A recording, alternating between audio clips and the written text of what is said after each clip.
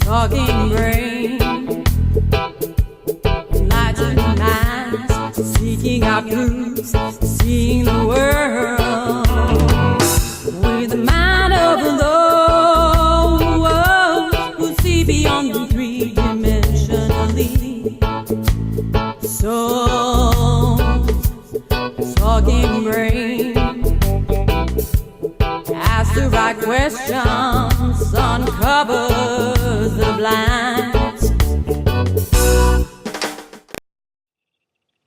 Hey, hey, hey! welcome everyone to Souls Talking Brain, right here on Being Love TV. My name is Ronnie Lipstein, and this is Alino Hanesian, and we are the double goddess of Souls Talking Brain on Being Love TV. Mm-hmm. So we have a question for you. Oh, we do? We do. We do? Are you ready to be Apparently we do. Yes. Yes. tintillated? Tintillated. Are you ready for some tantalizing fabulousness to swoop you away and take you to a place that only you can ever reach, and yet we all meet there? Interesting. Yes. Are you? Titillating. Are you ready? Tantalizing. I'm ready. Are you? Today's show, we have an extraordinarily special guest, and he would be... And he would be... Dun, dun, dun, dun. He would be... Dr. Baraka Kanaan, Poet Laureate, amongst a slew of other wonderful things, which we are about to discover. Yes, we are. We're very excited for our special guest today.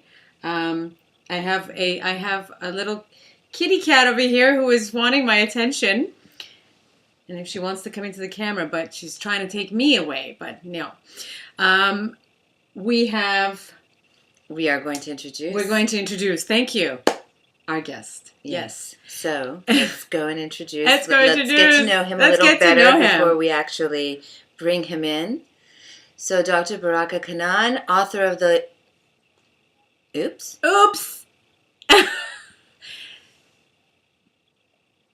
Switch. Okay, there he is. That's the right one. So Baraka is a modern-day Rumi. He is Maui's Poet Laureate, Voice of Nature, and the founder of the Levolution Foundation, which is extraordinarily exciting. So if you can all just take a moment and look at that word. And just look at the word, yeah. It's brilliantly been brought together. I don't know what the appropriate word is for that, but the symbiosis of the two words, love and evolution, have been brought together in genius with that wonderful little E there. So it is an evolution of love by which Dr. Baraka Kanaan is guiding himself and all those with whom are blessed to be able to participate in his experience and our experience of life itself through the eyes of love. So why don't we give him a call? Let's do that. And learn more about what he has to say. Yes. And all of the wonderfulness. All of the wonderfulness. All the wonderfulness. Levolution. Levolution. I actually just want to say that word, Levolution. Oh, I think I'm video calling.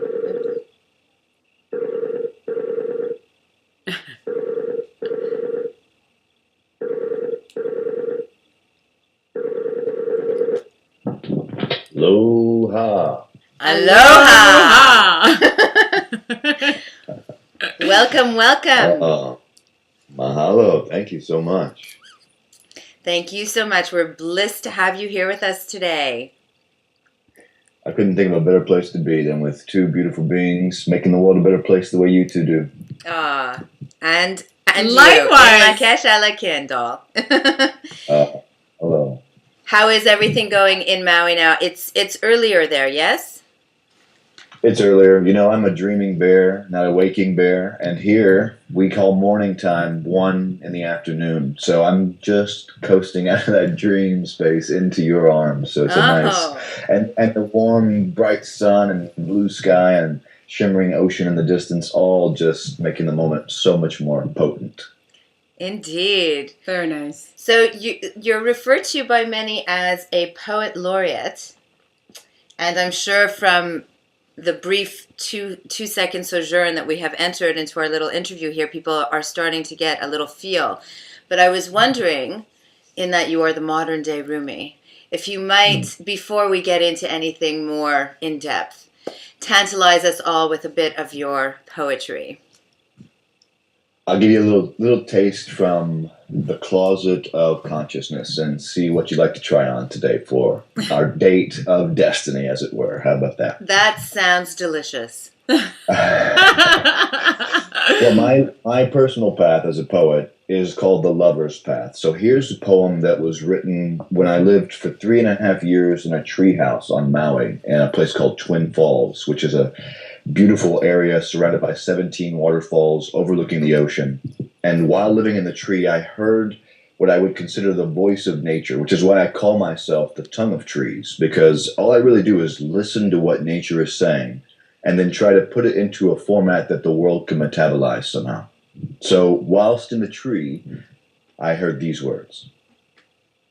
If you're not ready to be completely devoured, if you're not ready to be eaten alive, consumed mind, body, and soul into source, then turn away, dear one. Leave the lover's path without hesitation or shame. Because if you want to know the absolute truth of it, in the end, we all dissolve. We all disappear into the soft, holy tenderness of the one. Wow. Wow. What a poetic kiss for your heart. That was beautiful. That was absolutely beautiful. It's first and foremost, it's amazing that you actually lived in the beautiful, what you described was pretty much paradise. Indeed. Yes, and I think most people would can only think about something that to make it a reality for them to have lived that experience in the motherland in just such beauty. Mm-hmm. It's in a treehouse. In a treehouse. Was it a like a childhood dream come true? Yes, well, it is. Exactly. We are all children wanting to live that wonderland. In our present moment, in our present lives. And was it a treehouse that you built, or was it one that was provided to you by nature? Well, how it happened is I was actually just visiting Maui for the first time. I was a college professor teaching philosophy at California State University in Long Beach. What's up to my former students out there? And just loving life. I had 2 yachts. I was living on 2 boats, and I was living what I called the quote-unquote American dream, for every American bachelor, that is. Living the island life, being on boats. But then I got this call to go to Hawaii. And my first day in Maui, literally my first day, I was walking through the forest, and I saw in the distance a bamboo structure and made it into a star tetrahedron with a beautiful green sort of temple-like opening on top. And I said, oh my God, that's my dream house. And the girl that was with me said, the community just built this treehouse about 3 weeks ago. And the guy who built it, who's primarily responsible, is living there now, so it's not available. And I pointed to the tree, and I said, just for all of us waiting, right? One day. And I swear to God, ladies, I went home that night, or to my friend's house. The next morning, I got a phone call. They said, "Are you dreaming, Bear?" And I said, "Yeah." And they said, "Are you the guy who wanted the tree house?" And I said, "Yeah." And they said, "It's available. The guy decided to leave this morning randomly." And next thing you know, by Providence, I was inundated into the life of being a tree poet, as it were, a poet tree. a poet tree. Very nice. That's very Very smart, very smart, very From smooth, from the very sea nice. to the trees. Yes, yes, poetry. So how does the poetry get his name, Dreaming Bear? That's a great question. I was born into what I would consider very unusual circumstances. My father is a Palestinian here on a student visa Wow. at the age of 19.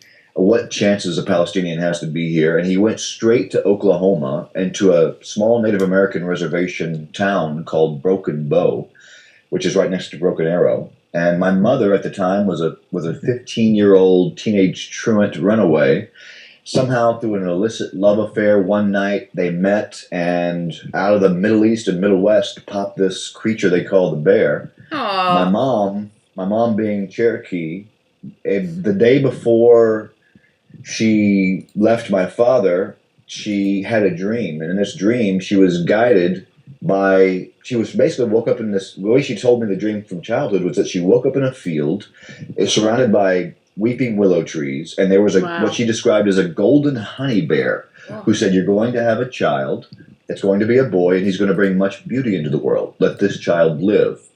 And she awoke from that dream and called my grandmother, whose name was Whitefeather, Marie Whitefeather, who told my mom his name will be Dreaming Bear. So that was sort of the beginning I'm of my sure. That's welcoming to the world. That is glorious. that is beautiful. That I wanted to make mention. There's a connection that I have with you on some level on the In the cosmos. and the cosmos of of connectedness. I was born and raised in Jerusalem, and I lived in Palestine for my whole life. I've only just moved I lived in the Ramallah in the city of West Bank, and so when you say that you are half Palestinian, there's I automatically feel the connection of where I'm from. I'm Armenian. I'm not Palestinian, but I was born and raised there and lived in the Palestinian territory. So it's just thought I'd share the connection, which is That is quite lovely. powerful. That's so powerful. Yeah, Because you are actually in the heart of where the most tragic, I guess, what I would call humanitarian dilemma the of big our one. age is taking place. Yes, A little bit, little kinda, bit, yeah. yes.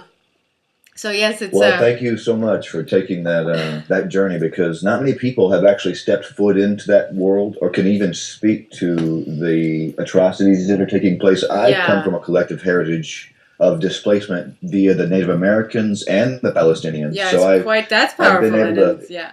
Both are such people that have been somehow, pushed to the margins of society and forgotten or swept under the rug of forgetfulness, as it were. But when someone like you says to me, I've been there, I've tasted their tears, I know what that's like. I can always, the moment you said that, I find that my path in life is to follow my goosebumps. I really listen to my skin. If I get goosebumps, I know that truth is happening and beauty is happening. And so the moment you said that, my whole skin lit up with bumps, and I just thought, man, thank you for doing that. That's a powerful thing. Destiny kissed us into being. Yes. That's right. Yes, it did. There you go. Yes, it did.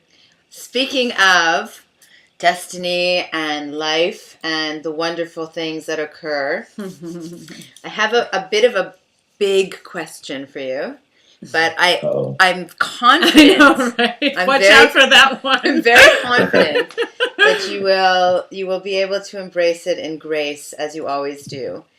So, what in your perceptual understanding, having lived the life that you've lived thus far and being the being that you are, would you attribute to the meaning of our existence on this beautiful earth school of ours? Beautiful question. I have journeyed far and wide, as you've said. I've visited 40 different countries nationwide, globally, I should say. And then along the U.S., I visited almost all the states. And knowing that the world is ripe for beautification in this moment, if I had to tap my finger onto the pulse or the spine of what I think we're here for, It's to give existence itself a reason to have a soulgasm. I mean, and I mean that with the utmost of respect. But if we could make That's that which awesome. created all that ever was or ever will be, if we could make that source point of creation feel the same sensation that we feel when we explode with pleasure and when we explode with orgasmic delight, that for me is why we're here. We're here to be the soulgasm of source itself. Now, what does that mean? Well, that plays out differently for each of us, and each of us have a different way of getting to the G spot of the goddess, as it were. But primarily for me, it means and the god, yeah, And the God. you know what I'm saying? Thank you. yeah. Primarily, it means just the orgasm or even the soulgasm begins with hello, and it does not end with goodbye, but it can be maintained through every little thing that we do. In other words, in the very way that we live our lives, the very way that we enact ourselves upon existence is the very thing that gives the goddess a reason to either say, "Oh my goodness," or say, "Ooh, anyways, you know."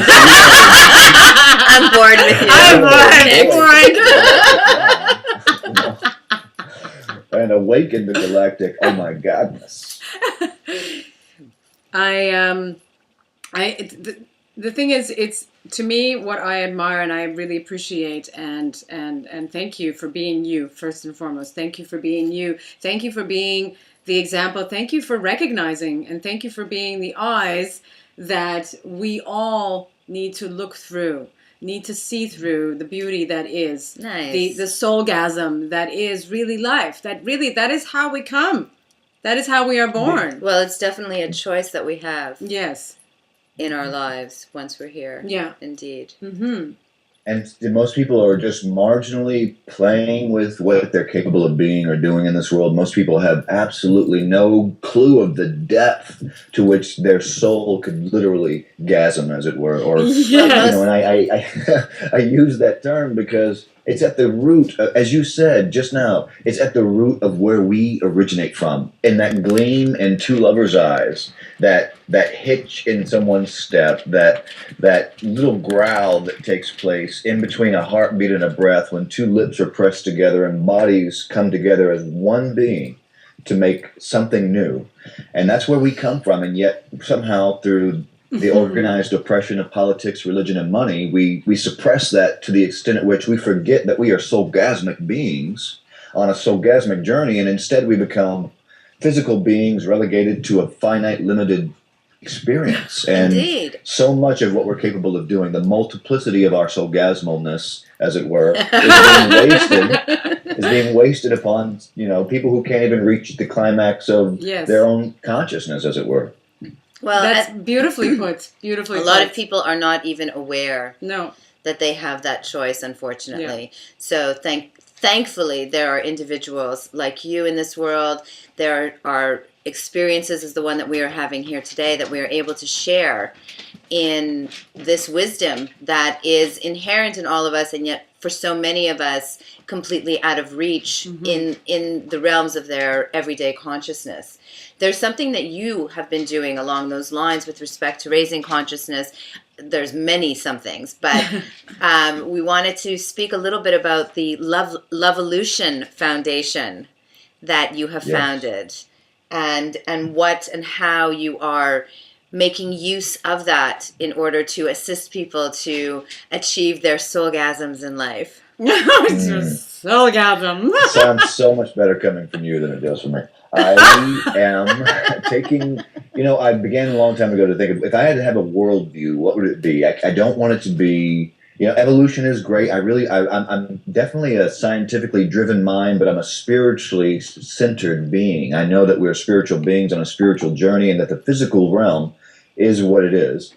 But when I began to think of my life view, I came up with a lot of different philosophical viewpoints, being a philosopher myself, but the word LovEvolution really sort of somehow said it all for me. It sort of summed up the totality of what I wanted, which was a love evolution, or an evolution into love, or a love revolution. Either way. Mm-hmm. So it's the love evolution revolution. And what I see happening here is literally, what I want to do is everything in my power. I am just one heart who is ablaze with the desire to give the universe a soul as in any way, shape, or form that I can. And for me, that means tapping into my creativity. So what we're doing with the Levolution is it's a nonprofit organization, so it's a 501c3 nonprofit. Okay. We do many things, ranging from bringing people to Maui for 10-day trips where they get to experience what it's like to be in nature, to reassociate with Source itself, and then in that centering, to find their new purpose, their new center of gravity, as it were, what they're here to do. What I'm here to do is to help people forget about politics, forget about religion, forget about money, forget about fitting in or the need to be right, forget about everything that was ever said or done to them in the past, and just begin now to recreate truth as we see it. In other words, what I want people to do is to tap into their inherent creative potential, to forget what they've been taught by the world, and to enact something the world has never seen before. That's something new under the sun that King Solomon said would never be. Mm-hmm. That's what we are. We're that something new that he could not envision, that he could not see into. And what the Levolution Foundation is here to do is to empower those who are disempowered, to provide for those who have less. We do programs ranging from helping single mothers who have children with their rent, to getting groceries, to going into nursing homes and hospitals and schools, elementary, high school, and college, and just reacquainting people with the enchantment of what it means to be alive. You know, so many people have forgotten how to be enchanted. It's one thing to understand that reality is reality, and hey, you know, I come from a Palestinian Cherokee heritage. I've seen the worst the world has to offer. I'm one of 9 siblings, you know, several of which have been killed, 9. kidnapped, and otherwise. You know, so I know the harshness of the world. People have accused me of being a dreamer. I accept that accusation, but I know I know that I'm a dreamer in the sense that I can see what so-called reality has produced in the harshness or the unkindness of the world. But with Levolution, we've adopted a new motto, and that is tenderness. Our whole motto is tenderness. If it's not tender, then it's not worth doing for us. You got because it. Tenderness, gentleness, breeze, yes. Exactly. Smooth. And that's what sweet. Levolution Foundation is about at its core. Nice. All right. Resurrecting tenderness. Nice. Nice. I love that. It's just perfection. So on that perfection note, we're going to take a brief moment to tantalize you so that when you come back, you're ready for even more fabulousness. Ooh.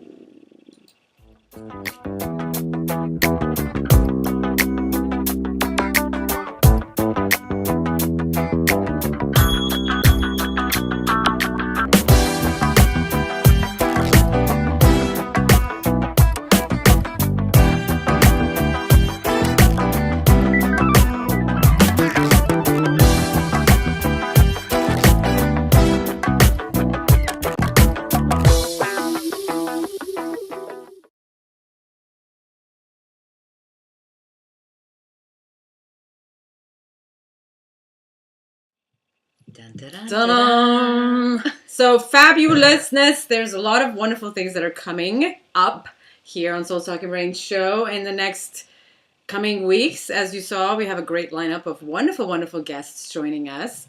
But for now, we've got the beautiful, wonderful Dr. Baraka Kanaan. Dreaming Bear. Mr. LovEvolution. LovEvolution.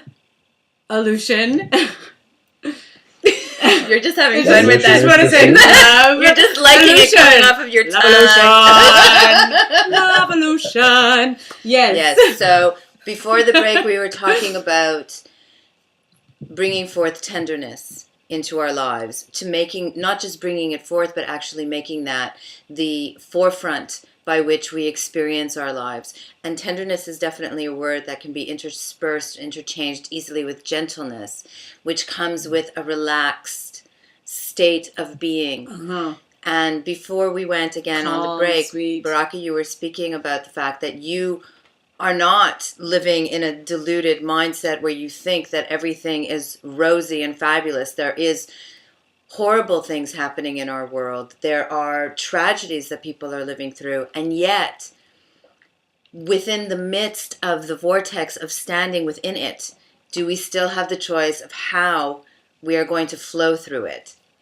So we understand that you've done a lot of things with respect to Levolution. There's also something that you've done with respect to Mauitopia.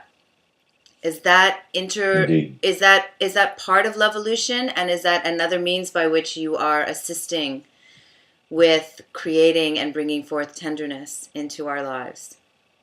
Indeed, it is. In fact, think of the Levolution as the hand and Mauitopia as one of the fingers. And we have many fingers in many pies, as it were, and all of which get tasted at some point. But nonetheless, this finger of Mauitopia is in and of itself also a multi-pronged project. And it began as a desire to bring people to Hawaii and give them the opportunity that I was given, which is to say, here's 10 days or 1 month or 2 months or 3 months. We have many programs where you can come to paradise and live with the bear, live as the bear lives, go into nature. We're going to skinny dip. We're going to learn how to play instruments. We're going to travel to the most exotic, beautiful locales, red sand beaches with turquoise blue waters. We're going to tap into the source of existence itself and discover why you were born and how you can make that what the world experiences from you as opposed to an occupation. So Mauitopia began as that desire, and so that's one side of it. Then it blossomed into this whole other thing now where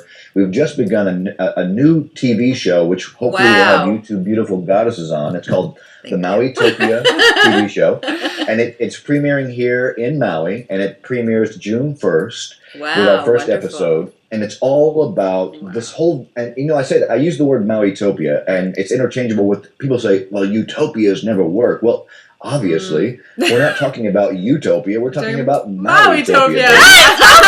I just and the beauty of it is that in Mauitopia, we're all beautiful That's pretty and we're awesome. all screwed up just the same. Yeah. And we all have good things about us, and we all have things about us that suck too. And there's no one of us that are better than anyone else because we all have our fingers up our ass to some extent, and we all have our fingers in the right place to some extent. We're all making mistakes, and we're all doing right. But the key for Mauitopia is finding where the puzzle pieces of each other, how I fit into you and how you fit into me and vice versa. And more importantly than that is bringing attention to the people on the planet who are really doing things that are worth knowing about, like what you two are doing right here. Essentially is what you were doing. You're bringing attention to the things and people in this world that you resonate with, that you say, now that's beautiful. Yes. And that's what Mauitopia is about. It's saying, let's create a new standard for beauty, one that equals in parallel beauty to nature in its pristineness. And let's let nature be the backdrop. And when people come to me, they say, I have a problem, I have a depression. I say, nature is the answer. That's the one word answer that you need for everything. Immerse yourself in nature. So let Mauitopia be both. It's both that desire to get people back into nature, but then we have in Mauitopia we have a school for the creatively gifted, literally, where people can come and forget what they learned in college, forget what they learned in high school, and relearn what they were born to do. Nice. Beautiful. Nice. Beautiful. Authenticity. It's reconditioning, yes. Authenticity. Reconditioning what is the key word. Authenticity. You can't get any better than that. That's the new enlightenment. Just nice. You for it. Yes. Indeed. It totally. Indeed. Wonderful. Wow. Soulgasming. Off of being our authentic self. Off of ourselves. What better can off there of be self. than a truly authentic soulgasm? That's right. Indeed. There's nothing more You can't fake a soulgasm now. they only really happen or not. One way or the other. That's good. That's good. Okay, so the two goddesses are blushing now. We're blushing. We're going to take a moment. We're going to take a moment. We're going to take a moment. We will be back.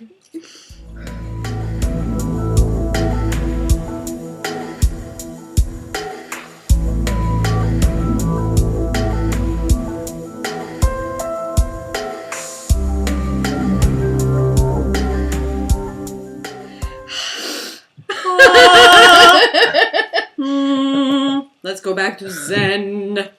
So if you are enjoying our show today and there is someone that you know who you think would be a wonderful guest for the show, including yourself, then please do get in touch with us. You can go send us an email to beinglove@oneisall.com, which is going to pop up eventually in a moment. Ta-da! There we go. There you go. And we will bring forth a most amazing experience here on Being Love TV, as we are in the midst of right now.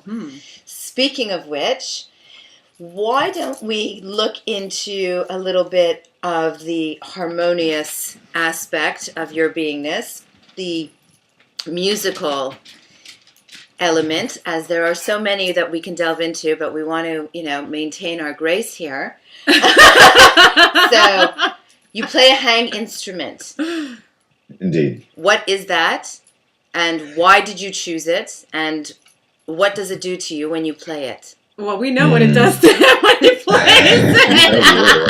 Let's not talk about that. No. Did I not just say to maintain grace? Maintain grace. Maintain grace. Exactly. Oh, Lord, life is so sensual, is it not? Thank you. Yes, indeed. I first came in contact with the hung. It's pronounced hung. And so let it be known that I am well hung, in the sense that I have a hung, an instrument that is, named the hung. And I can play it very well. Moving right along, I'll just say that... So happy for you! Come on, you can't take life too seriously. It's just hot right now. What happened was, in the year 2000, a gentleman was here on Maui playing this instrument that I'd never seen before. And when I heard it, something in me lit up. And I said, what is that? And he didn't want to tell me. This brother did not want to tell me what the name of the instrument was. He would not pronounce it for me for all the life of me. So I couldn't find the instrument for 2 or 3 years. And then about 9 years actually. 9 years later. Full completion, On November the 11th of 2009, wow. I was speaking at an event in Los Angeles. And there was a brother there who had a hum. He played it at the concert. And I was at this after party talking out loud to another brother, and I said, I've always wanted a hung. Since I've seen them 9 years ago, I've always wanted one. And the guy goes, hold that intention, it'll come to you. Literally, I swear to God, it's literally. A gentleman taps me on my shoulder and said, excuse me, I overheard you say you wanted a hung. And I said, that's right. And he said, it just so happens I've just returned from Switzerland, and I bought 2. One of which is an Arabic scale called the Hijaz scale that I don't really understand. Would you like to buy it? And I'm like, oh, yes, God, I'll take it. And there it was, the universe just sort of opening her arms and saying, here's my beautiful blossoming breast, take a drink now.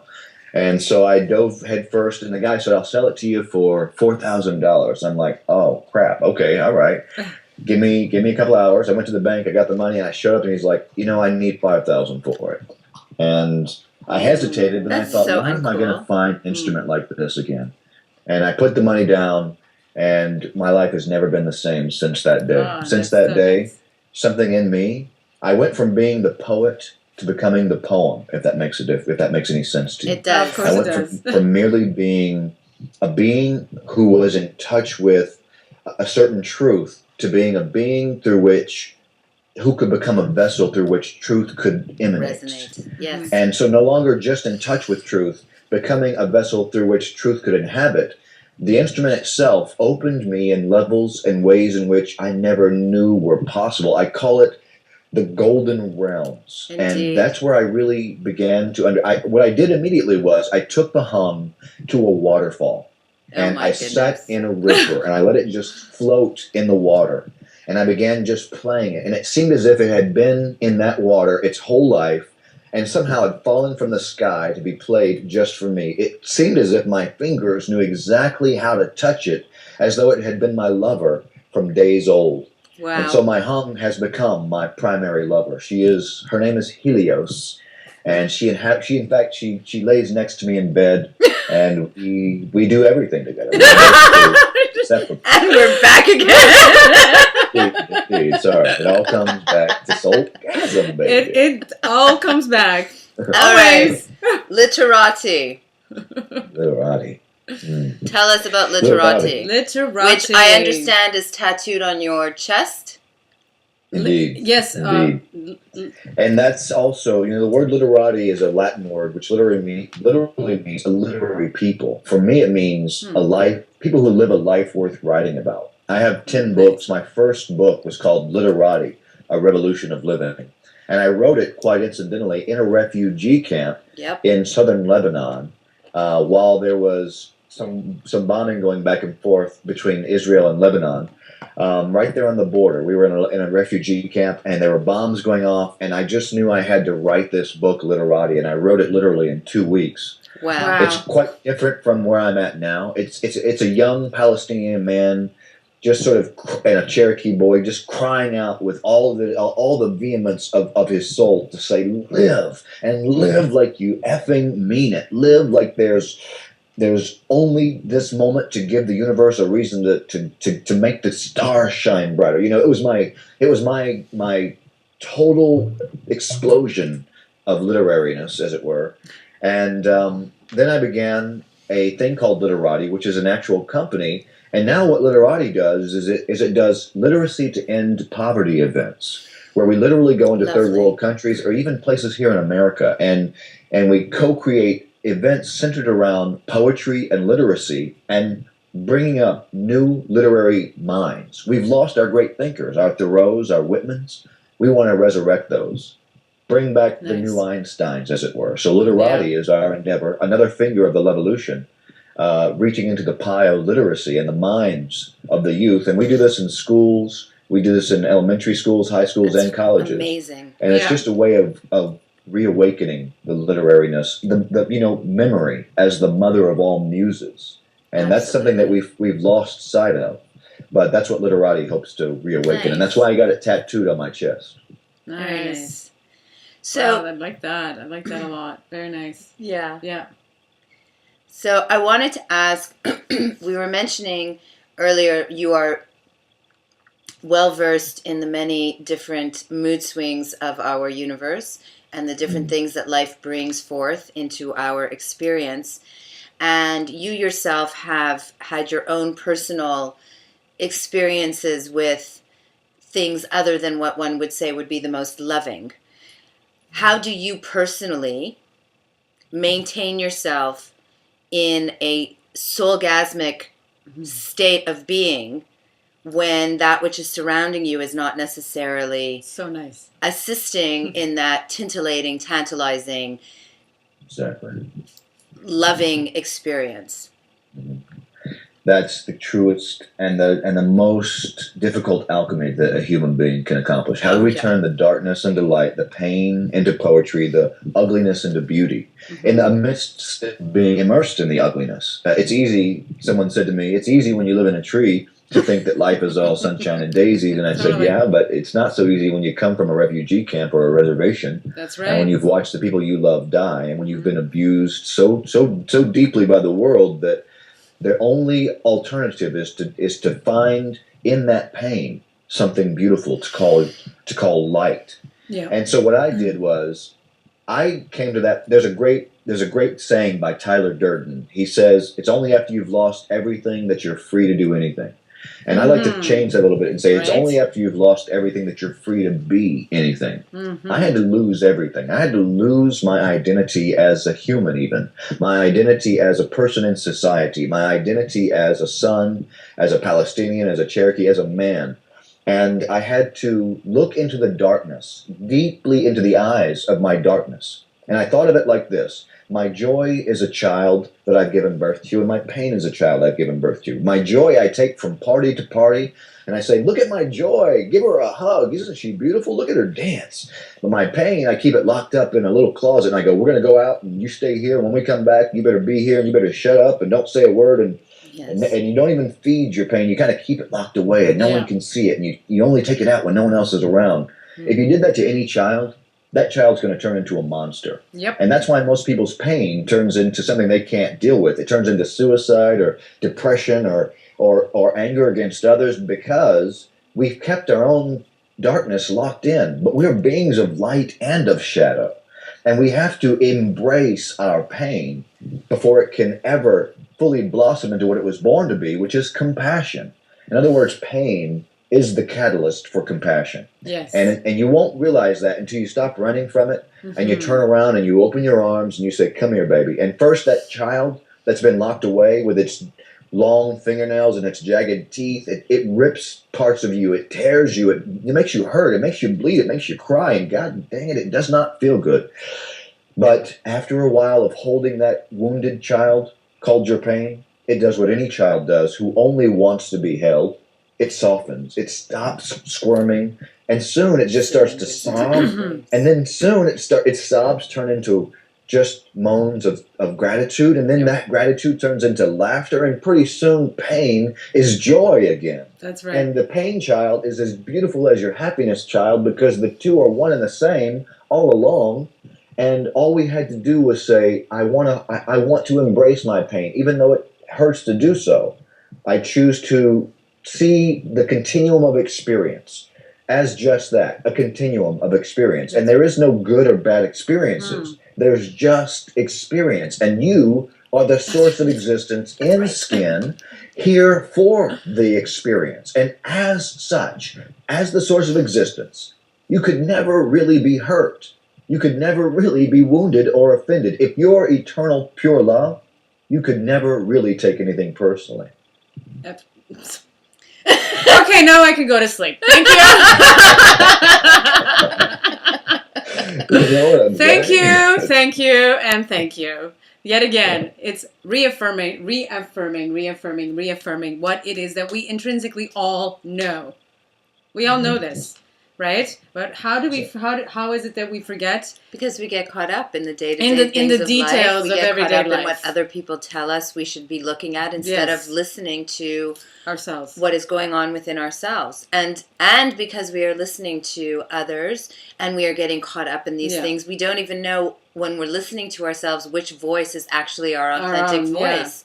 Which one is yours in there? There's so many. And you know where you find that? You can find that voice most easily if you sit in a tree with no one else around and you just close your eyes and you just say, teach me everything you know. I guarantee your authentic voice will be the only one that remains and every other voice will disappear. That is so beautiful. That's so lovely. Yeah. Rivers are also good. All of the nature in and of itself being in the immersion in that. Somehow we're natural animals, and in removing ourselves from the natural genius of nature, because that's what it is. It's a genius. Let's face it. Genius means the genie within. And removing ourselves from our natural genius, we've forgotten. We look at the sky and we've forgotten the celestial mating rituals that had begun long before, eons before we even existed. We've forgotten that black holes are mating cosmic vaginas and giving birth to whole other galaxies on the other side. And I know that sounds crude. No, but it's true. It's very true. It is. We really are the microcosmic. The word matter means mater, and mater means mother. Latin for mother. Mater means mother. Nice. Very nice. Very nice. We are the microcosmic projection or example of the macrocosmic. We are connected with everything that is. And so it is not surprising to be able to actually see how those projections are connected. Yeah. We give birth, we come together and we share intimate moments, we create or make way for the creation of a new life, the same way that in the cosmos there are comings together and creations of new life. Processes are not necessarily identical, but at the same time, at a quintessential level, they are. It's cellular matter coming together and creating new form. Whether it's a physical being or a planetary one, it's still life. So it's quite... It's still the experience. And then we've forgotten to look at the social life of subatomic particles, the social life of sidereal rotations. I mean, everything has a social life. And that's where genius is. There's this beautiful thing called chaos magic. I highly recommend that your listeners look it up. It's by a guy named Austin Osman Spar. In chaos magic, he has a practice called paradigm shifting. where for one day, for as long as it takes, you take as much time as you can to try on the perspective of being everything else. So if you were that Yes. leaf looking back at yourself, what would that be like? If you were this blanket that's Mhm. covering your legs, if you were the hand of that person touching your shoulder, giving yourself permission to look from behind the eye of every atom that exists in every form. And he says Indeed. that what that does over time is it shakes loose the chains of perception that we've bound ourselves to. And it gives us permission then to think omnidirectionally, omniversally, and then to tune in to the same self seated in every heart. Yes. Very beautiful. Well, it is. We're definitely live in it's blossoming for sure, but we are coming out of a very tight-knit, conditioned mindset, and the perceptual reality that most are living within is one that is closed to even the thought, let alone the allowance of attempting to look through a slightly altered looking glass for fear of losing the one that you've got, even if it's one of enormous discomfort. So anything that allows for an opening where one is feeling safe and comfortable, to be able to recognize that it is okay to look from a perspective that is not necessarily supported by your current society, your culture, or even the family that you come from, which, again, it makes it that much more scary. Scarier, yeah. Is a beautiful thing to be able to be given that permission and allowance, because that is what brings us along the pathway to meeting our authenticity, to hearing that voice, whether sitting under a tree or in our own homes. It definitely, I just want for those who are listening, indeed, being in nature and communing with nature is highly important. But at the same time, we're not all as blessed to be living within the spectacular wonderfulness of Maui.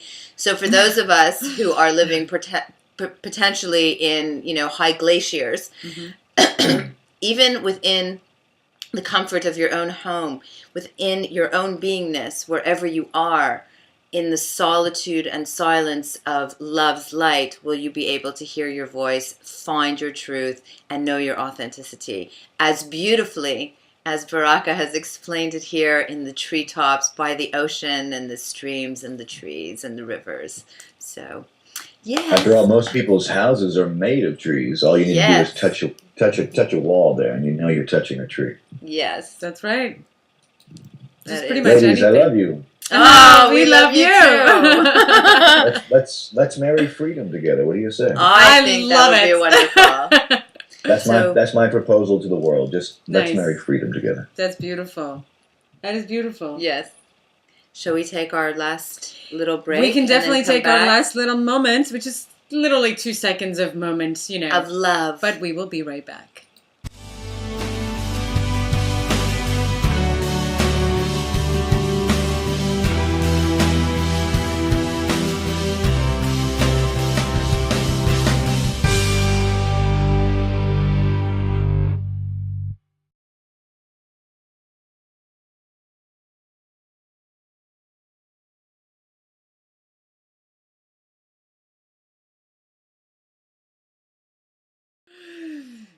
Share the love. Share the love. Share the love. We're doing a little Hawaiian We are. thing You're here. what We're you're so influenced. It's like, share the love. It's like, I'm suddenly transported into Maui. We are so transported into Hawaii right now. Yes, indeed. So please do share the love with all that you know. That is the reason that we are here. That is why Being Love TV exists. That's why Soul's Talking Brain exists. That's why Radiating Love exists. That's why Aline, myself, and Baraka exist to share the love. And you exist to share the love. That's so press those buttons and share the love. So on that note, is there any wonderful sharing of love's light that you would like to leave our beautiful community of Earth Angels Divine with today on our show? Now, I don't know if you mean poetically or if you just mean if there's something I wanted to say, but if there's something I wanted to say, it would be I want to just raise one little thing that I'd like your listeners to begin to think about, and that is a new paradigm in relationships. That is to say, the old paradigm of a monogamous relationship with one partner over an entire lifetime. I want people to begin to look at that, not necessarily to say it's right or wrong, but just to begin to look at it and ask themselves this question. Is that the most enlightened form of relationship?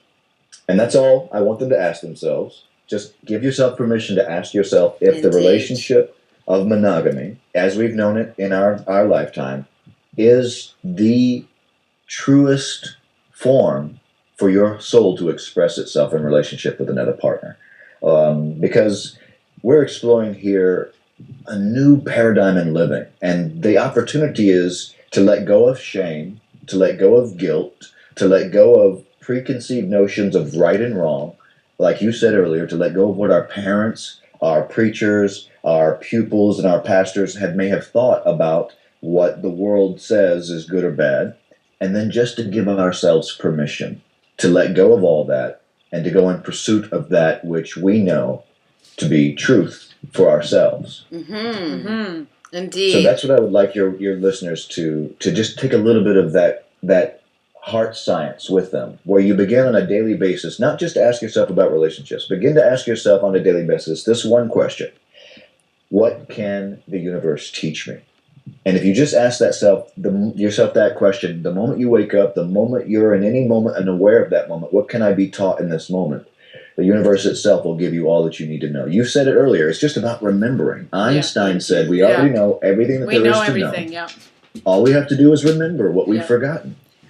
So I encourage people to remember. And lastly, I would share this in closing, and that is that I was shown not very long ago that the key to fulfilling one's happiness is to share the gifts that you've been given. You said the word there, share, share, share. Yes. That's the same thing. Inside of each of us, there is a gift. Some people have multiple gifts. Some people have endless amounts of gifts. And the key to our happiness is not in working. It's not in recreation. The key to our happiness is not in the pursuit of happiness as a key. The key to our happiness is in sharing our gift, whatever that gift may be, to whatever extent you're capable of sharing it. Hone your gift.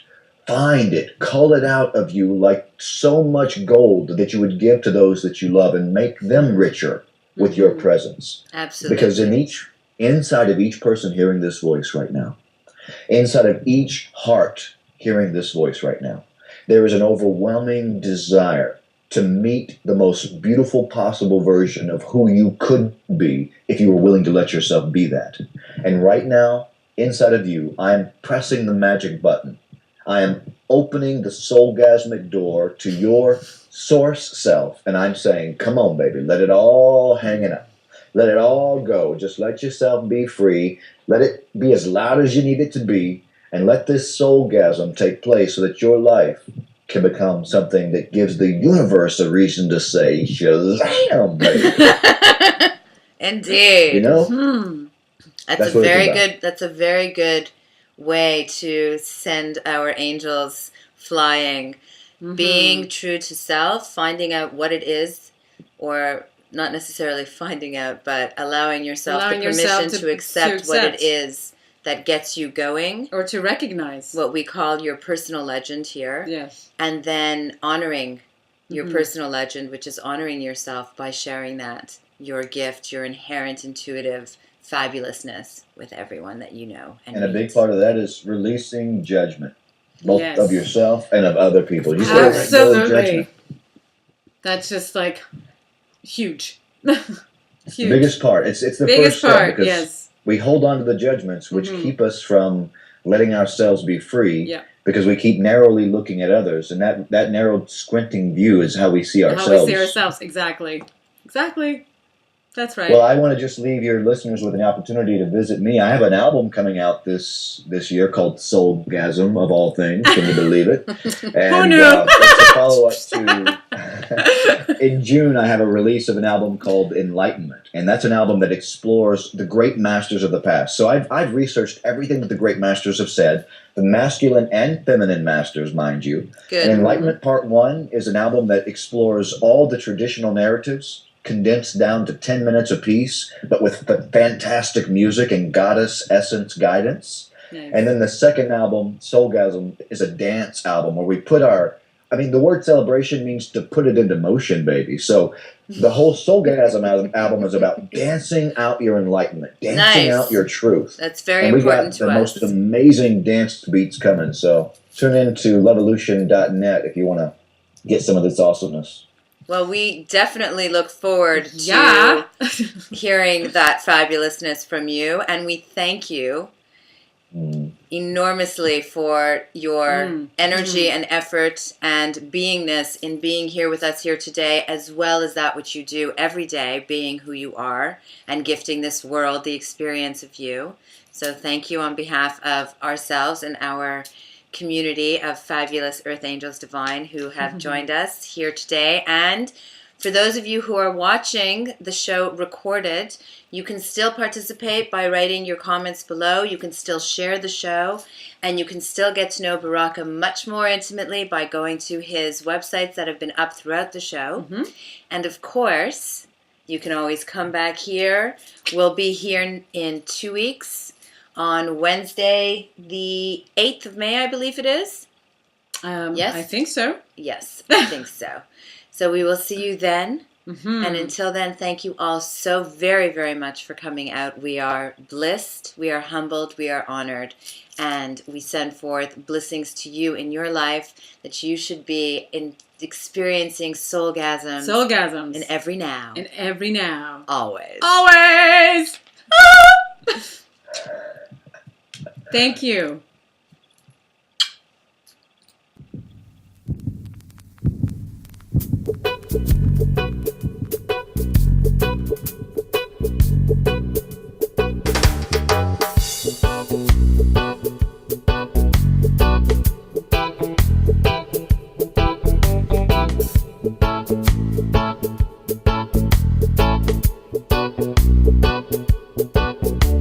Souls, talking brain,